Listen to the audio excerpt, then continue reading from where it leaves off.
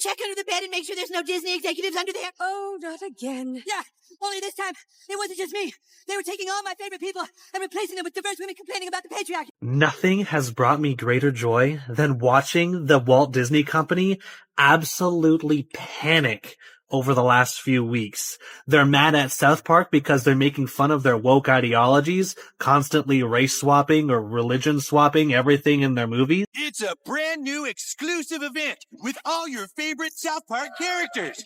Dude, school is going to be so awesome today. I had explosive diarrhea all night. I like big boobs. Oh, hamburgers. How does this even make any sense? It makes perfect sense. I think the problem is you. So Snow White slept and waited for her prince to come, but he never did. Because a woman shouldn't have to depend on a man. Snow White was brought back to life by a lady doctor. And she lived happily ever after? Well, she couldn't indulge in strenuous activities like handball, but otherwise, she was fine. That's nice. What an idiot I've been as a young person in this industry who has no filter and no idea what she's doing. And if you disagree with this sentiment, I don't need your business. Yeah. Weird. I did not like Snow White. The reason why is that the actress that plays Snow White, she act like a underscore all the time.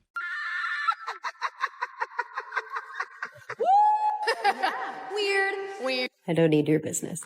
And everything I do, people will wait in line to see. I don't need your business. Thanks. Big Mouth Rachel's glare just got hit with another brutal humiliation. And this time it's South Park bringing the heat in their latest episode. The legendary animated series goes Alan roasting's glare and the total disaster that was Disney's Snow White remake. The last time I had the dream, I was walking down the school hallway. And then I see Butters, and he's like, "Hey, Eric, you want to see what my mom packed me for lunch?" And that's when I start to notice that something's wrong. Everyone I cared about has been systematically replaced. And finally, I want to scream, and I'm like, why are they replacing every single character with someone who is diverse? But then Kennedy's like, it's not our fault, it's because of Kathleen Kennedy. But then Kathleen Kennedy says like, just make it more lame. And everyone in town is like, no, please, Kathleen Kennedy, stop ruining everything. But Kathleen Kennedy is all like, put another gay diverse woman in it, make it more lame. And the Disney stock just keeps going down and down and down. And then Bob Iger is all like, no, what's going on with my stock? No, Kathleen Kennedy. The fake movie inside the episode, it's called Woke White the Reinvention. You think it's perfectly normal that Cartman is suddenly a black woman? You probably don't like that Indiana Jones got replaced by a female either, huh? Probably have a problem with Black Spider-Man, too. The best part, they did it with that signature South Park swagger. No filters, no apologies, just pure unfiltered chaos. No, make it more lame. That is exactly what they're doing.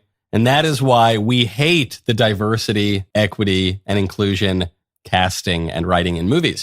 And yes, it's exactly what you're thinking, a full-blown mockery of Disney's cringe attempt to modernize a beloved classics glaze already drowning in bad headlines and backlash, and a box office flop no one can pretend didn't happen. Most people didn't even know who she was until she started running her mouth. This is no ordinary apple, my dear. It's a magic wishing apple. A wishing apple? You offer it to me freely. In place of the patriarchy, you would have a queen! Not white, but diverse, inclusive, and equitable! I will become the leader I know I can be! All shall love me and despair! Oh, what has she done to you? Fear not, First Love's kiss can break any curse. And now South Park's turning her into a national joke, a parody everyone's going to see. Sources close to Rachel say she's furious, like absolutely losing it behind the scenes. And no, she's not laughing, not even close. What would you say to those who are just kind of overly critiquing the film at this point? You've worked so hard on it. I can also be having the greatest time and simultaneously wishing people would stop sending me death threats. After the episode aired, chaos exploded. Online clips of the parody spread like wildfire. TikTok, Twitter, YouTube, you name it, memes were flying, reaction videos blew up, and in the middle of it all, Rachel's glare. Like, who has been the most exciting person for you tonight? Oh my God. Besides, took the word out of my mouth. Besides. What the hell is even that? Because right now there's more dwarves on this podcast than there are in the new Snow White movie. And that's probably due to Peter Dinklage. Yep. When I was a child, I used to think Snow White was a Japanese lady. She has geisha-like pale skin, black hair, and tends to 7 ugly white men. Who's the Disney character you identify with most? Mickey, Nemo, Peter Pan, or Dumbo? Dumbo. That's sad, but yeah, like... Well. How the turntables... So will she rise or bow her head? Will she lead or just be led? She didn't just ignore it. Insiders say she demanded that Comedy Central pull the episode. That's right, she contacted her team and pressured the network to ban the entire thing. She called it defamatory, targeted, and dangerously humiliating. But here's where it gets even more humiliating. As if South Park torturing her on national TV wasn't enough, now everyone wants a piece of Rachel Zegler. She's become Hollywood's favorite punchline, and the Simpsons just joined the party. All that walking made me sleepy. This bed's too hard. This bed's too soft. And this bed is just like the first one. Also too hard. I guess I'll sleep in the one that's too soft. Yep, even though The Simpsons is technically part of Disney, that didn't stop them from going Allen with their own savage parody of Zegler and the Snow White disaster. Because a woman shouldn't have to depend on a man. Snow White was brought back to life by a lady doctor. And she lived happily ever after? Well, she couldn't indulge in strenuous activities like handball, but otherwise, she was fine. That's nice. The episode features a fake reboot called Snow Woke, the reimagining and not-so-subtle jab at Disney's failed attempt to update the classic fairy tale, and the character, a preachy, self-obsessed princess who thinks she's too good for fairy tales through love and apparently audiences. Whoa! She's beautiful. Maybe she's been placed under some kind of a curse. And all that will wake her is the kiss of a handsome... I'm awake already! Guess it's you and me again, doorknob. So Snow White slept and waited for her prince to come, but he never did. Almost like the entire industry is lining up to roast her, and Disney can't or won't stop it. You'd think Rachel would lay low, but nope, she's doubling down. And that might be her biggest mistake yet. Excuse me. Your curtain. Please allow me to help. Help? From you? I didn't mean to offend. I just thought you should know that you're... That I should know what? That some privileged white guy thinks his opinion matters? Get over your entitlement. I'm not some damsel in distress waiting for you to ride in on your high horse. Now wait, because South Park and The Simpsons aren't the only ones. The Rachel Zegler Snow White disaster just hit a new level, and now Jack Black is at the center of it. According to reports, a Hollywood legend confronted Zegler directly after her controversial interviews went viral. And insiders said a clash pushed her straight into therapy. Zegler was supposed to be Disney's golden ticket cast as Snow White in the remake of the very film that built Disney's Empire. It should have been the role of a lifetime. Instead, it's turned into a career crisis. You always want to tell a fun, exciting story. And every time I've ever made a movie, I go into it going, I want this to be the best movie ever made. Or what? They're leaning into woke. Hardcore. They're petrified of some kind of backlash. I wanted my money back. It was very disappointing. Who wants a movie about true love? What kind of woman do we want out there seeking true love, Eliana? It's the outrage. Every way that Disney changed the story, it changed it for the worse. They are pretending like Rachel Zegler is the first of them all when she looks like Lord Farquaad in the film. The new Disney boss babe, who is Rachel Zegler, the inverse of happy. So she comes off as an insufferable, whiny brat. No one on the right side of America can stand the star of this movie.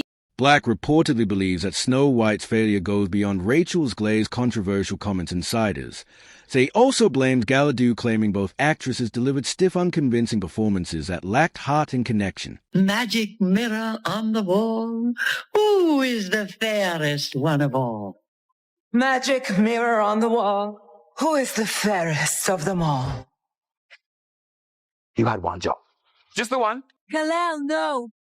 Max Lord, you're putting yourself and everyone else in grave danger. I need you to give me the stone. What happened to it? What did you say?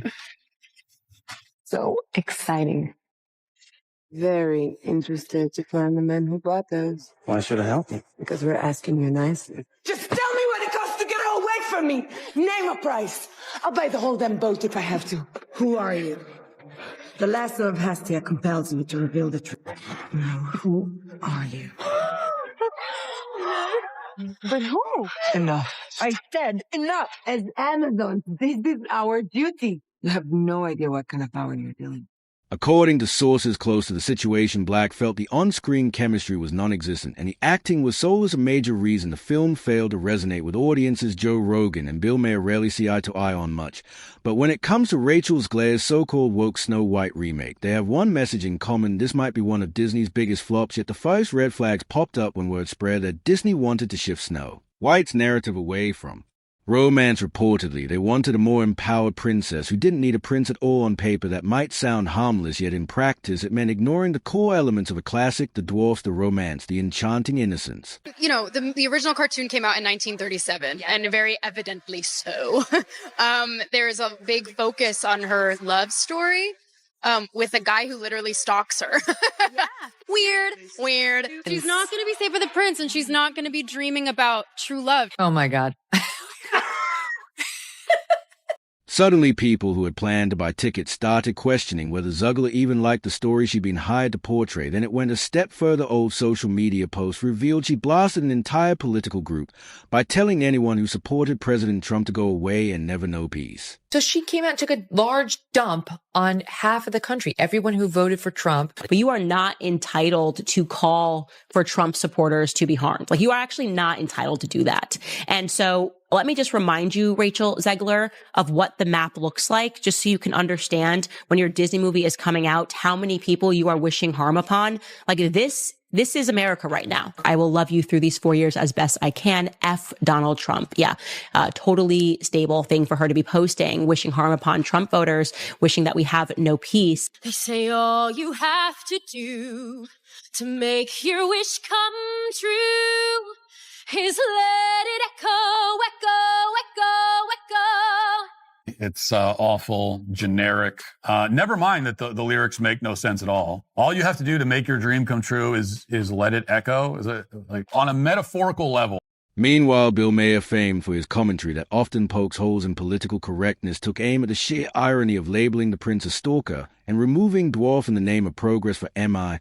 It was a classic example of woke culture overcorrecting, and ending up being unintentionally offensive, especially to little person actors who lost out on iconic roles. These big bad feminists now are telling us that's ridiculous. How dare you want to meet a handsome prince and be swept off of your feet and live happily ever after? No, you should want to be the prince. You should want to go out and fight the bad guys with a sword. Then there was a subplot, or more accurately, the removal of any subplot involving romance. The original Snow White revolves around the idea of love triumphing over evil's glare. Proudly announced she had no interest in a story about a woman dreaming of a prince. No, prince or a different kind of prince? I'm sure a lot of people will assume it's a love story just because, like, we cast a guy in the movie. Right. Andrew Burnap, great dude. Yep. All of Andrew's scenes could get cut. Who knows? It's Hollywood, babe. Both Rogan and Mayer hammered home the same point by focusing so heavily on virtue, signaling Disney missed the obvious truth that audiences go to movies to be entertained, not lectured. They suggested that Zegler's personal attacks on a large swath of the population only poured gasoline on the fire. If the star herself seemed hostile toward potential viewers, why would those viewers pay to see her on the big screen? Because you just can't close your mouth. You just can't be sane, even when you do open your mouth. I think this girl does not deserve a feature-length film, but rather she deserves to be in a padded. Even aside from Zegler's attitude, production decisions themselves felt like the perfect storm for disaster. The seven dwarfs are not mere side characters. They're the heart of the original Snow White, each with distinct personalities. Did the dwarfs make it or no? Well, the CGI dwarfs did. Of course, that goes back to the original controversy where Peter Dinklage, a very talented little person actor, said, "Why are we doing that? We've hired a Latina actress to be Snow White. That's progressive.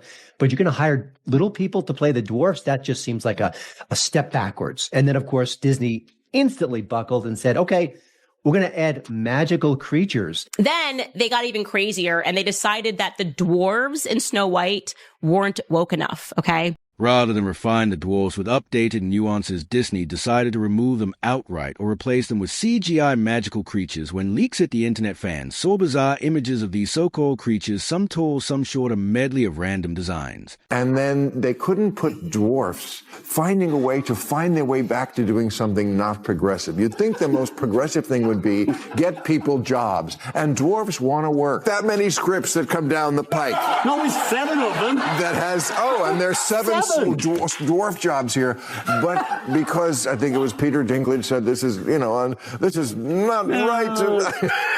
Many exclaimed they looked like cheap placeholders from a forgettable fantasy flick, completely missing the distinct personalities that made the dwarves so lovable. Little person actors were furious, pointing out that each dwarf would have been a major role they rarely get the chance to land.